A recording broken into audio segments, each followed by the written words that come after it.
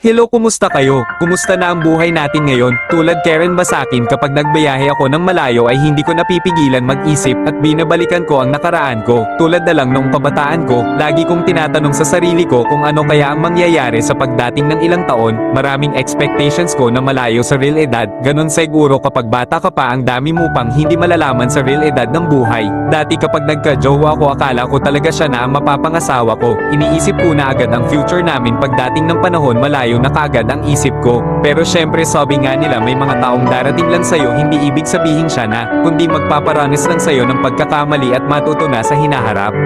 At sa haba-haba ng panahon, unti-unti kang natututo sa mga pagkakamali mo. Ganun pala talaga ang buhay, kailangan mo muna magkamali para sa isusunod maiwasan muna at matuto. Pero syempre, dahil sa pagkakamali mo noon, marami ka nang natutunan ngayon, hindi ka na basta-bastang gumagawa ng hakbang na ikakapahamak at ikakasama mo lang. Ngayon naintindihan ko na ang mga magulang ko, kaya pala kapag nadada pa kami noon ay hinahayaan lang kami na magkusang bumangon. Para pala maintindihan namin na ang buhay ay hindi perpekto, minsan magkakamali ka, pero syempre kailangan mong bumangon at tumayo, para sa ganon ay maging matibay ka sa hinaharap.